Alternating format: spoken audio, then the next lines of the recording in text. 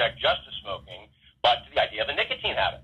Yep. So they would object, I would say, even to a pretty common practice, which is for people to use something like nicotine gum or nicotine patches long term. I think that happens quite frequently, even though this is supposed to be a short-term tool in order to become completely absent. I think it's quite common that people will continue to use, say, nicotine gum for months and years, and this will, in effect, become their replacement for cigarettes. It's not a treatment. It's not treating their addiction. It's not breaking the addiction insofar as the addiction is to nicotine. They are maintaining that addiction, right? And so a lot of people will look at the very fact of addiction, the very fact that you're using a psychoactive substance as being in some way morally objectionable, even if the health consequences are minor. But why is it then that there is this, and I believe you're right in your assessment of people's reaction to continuing a nicotine addiction being a bad thing. Why do they feel that way about nicotine, but completely accepting of something like caffeine, which from a pharmacological perspective is very, very close in terms of the way it acts on the body? Everyone's okay with everybody being caffeine addicts, but nobody's okay with people being nicotine addicts. Why is that? I don't think there's a rational explanation. Okay. I think that for the people in the anti-smoking movement, it comes back to the fact that they are campaigning against a habit, which is a way, of ingesting nicotine, which is a very dirty way of ingesting it, i.e. smoking. They don't like that. They campaign against that because it's so dangerous and unhealthy, and because it happens to involve the same psychoactive chemical. Anything involving nicotine is going to be objectionable to them, not necessarily for any rational reason. And you're right. If you divorced it, if you switched the chemicals around, right? If nicotine were in coffee and if caffeine were in cigarettes, it would be the same deal. Yeah, probably be in the same boat. The prejudices would be reversed. Yeah. So it's a historical accident that it happened to be associated with a habit that is relatively dangerous. Among the ways that you can consume psychoactive substances, smoking cigarettes is one of the most dangerous. Certainly. Doesn't have to be that way, obviously. As electronic cigarettes illustrate, there are much safer ways of ingesting nicotine, and certainly, the FDA conceives that because they have approved all of these nicotine products for over-the-counter sales to people who are trying to give up cigarettes. So they clearly think they're safe enough for that. So there's no reason to think that the electronic cigarettes are going to be radically different in terms of their hazards. And the other thing about nicotine is that, as opposed to, say, marijuana or heroin or alcohol, is that it not only is compatible with everyday activities, it actually can help you perform some, like caffeine, can help you perform some of the things you have to do every day and help you meet your responsibilities, help you be more productive. So really there is no rational reason, assuming that you can, again, from a public health point of view, assuming that you can minimize the health risk, there's no rational reason why you would object to somebody having a nicotine habit, except if you just think there's something immoral about taking psychoactive substances. Now, you've mentioned the FDA several times in our conversation. You're with your history and what you've done with your writing, you're very familiar with the history of substances, chemicals, ingestibles, whatever you want to call them. People, things that people like, and you've seen over the years the trend of this knee-jerk criminalization at both the state and the federal level. I'm just going to ask you, you've been covering electronic cigarettes for 3 years now, and I've just want you to look into your crystal ball. What do you think is going to happen to this industry? I think over the short to intermediate term, it's going to survive. I think that the FDA is hemmed in now by the very statute that gave it authority over tobacco products. The Federal Appeals Court has said it cannot try to treat electronic cigarettes as if they're some sort of medical device or drug device combination, meaning that you have to go through all the kind of rigorous, prohibitively expensive testing that you would for a new pharmaceutical product. They can't do that. No. The court has said that. I don't think, if it gets to the Supreme Court, I don't think the Supreme Court is going to say otherwise. The arguments that the FDA tried to use to assert authority to ban e-cigarettes are very similar to the arguments they unsuccessfully used to try to unilaterally take control of tobacco products before they had any statutory and that Supreme Court knocked that down. I don't see any reason why they would suddenly be hospitable to that argument. So I think it's going to be regulated like tobacco products, meaning doesn't mean that it's going to be completely free and open.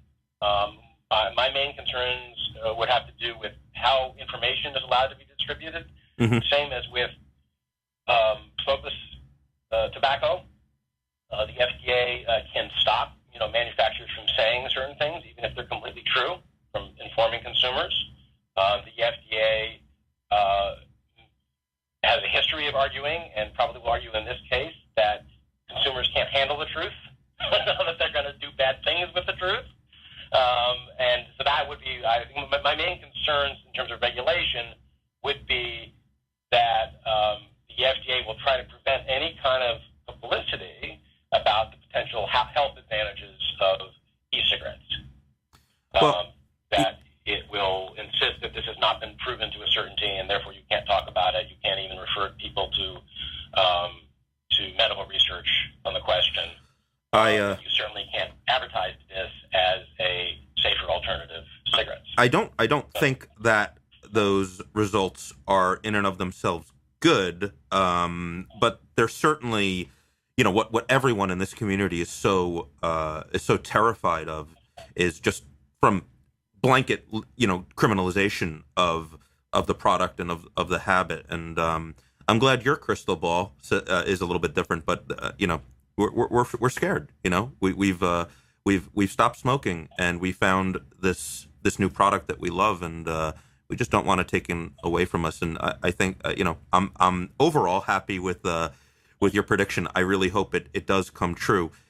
Just to wrap up, I mean, one important thing one concept that keeps coming up over and over again in conversations with people who are involved with electronic cigarettes is that they believe that the FDA is pushing so hard against electronic cigarettes because of this intense pressure from the tobacco lobby and the pharmaceutical lobby. Now, I don't know if that's true or not. Do you know of any evidence to support those claims?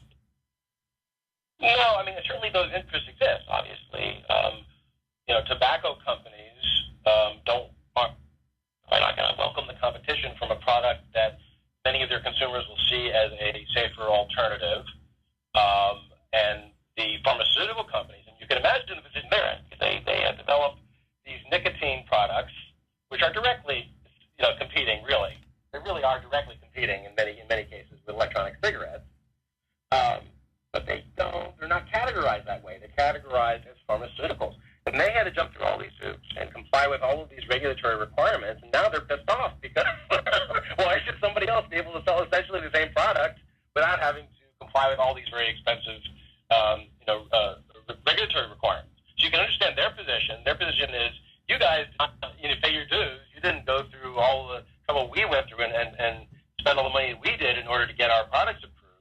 It's not fair. You get to compete with us. And in a sense, you can understand that because these classifications are largely arbitrary. And like I said, the nicotine products that are sold supposedly as a cure for nicotine addiction are actually, in many cases, long-term substitutes. So they are, in that sense, directly competing with electronic cigarettes, and yet they have, they're classified according to completely different rules. Whereas one product is sort of grandfathered in as a tobacco product.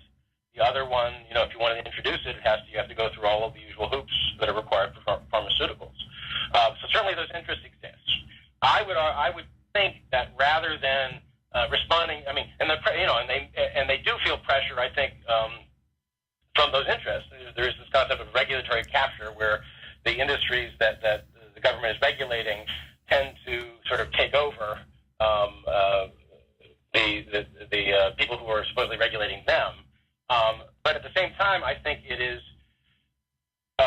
what they're doing is compatible with their pre-existing prejudices. That is the FDA. That they don't like the fact that there are products out there that are basically, I don't know, for want of a better term, the recreational intoxicants. Alcohol would be an example. Caffeine, nicotine, that are legal. They're not. You're allowed to use them, but they're not medicines, but they're psychoactive. They're very uncomfortable with that. They don't like that. Yeah. The nicotine replacement products are acceptable because they call that a medicine. Yeah. Right. That's okay. So that's the way the FDA operates. They see something and they say, well, in which one of our categories does this fit? Well, the truth is that tobacco does not. It didn't fit into any of their categories, which is why you needed a whole new statute in order to give them the authority over it. It was just something that people have been using long before the FDA was created, long before there was federal drug regulation. There was this product, and so in a sense, e-cigarettes are piggybacking, according to the court rulings anyway, are piggybacking on that long-existing habit as a tobacco product, as the nicotine is derived from tobacco, and so something that looks very similar, two products that look very similar are put in completely different regulatory categories, and I think that makes the FDA uncomfortable. They don't like it. They like it to be neat to the extent that it's possible. I think you're right, and I think you're. I'd like to thank you so much for coming on my program. I'm going to leave my viewers with your words from an article that you wrote in February of 2010, and then I'm going to say goodbye to you, Jacob. But what you wrote on, I think, is just a great little passage. In February of 2010, you wrote, "A ban on e-cigarettes could have lethal consequences if it means that people who would have used them to continue to smoke instead. The FDA is charged with protecting consumers from misleading claims and dangerous products. But in this case, it's the FDA that is misleading consumers and endangering their lives." I couldn't agree with that more, Jacob. And again, ladies and gentlemen, Jacob Sullum, senior editor for Reason Magazine, at Reason Mag on Twitter or Reason.com. Jacob, I would like to thank you so much for coming on my program. Thanks for having me. No problem. I will talk to you soon, sir. Thanks again.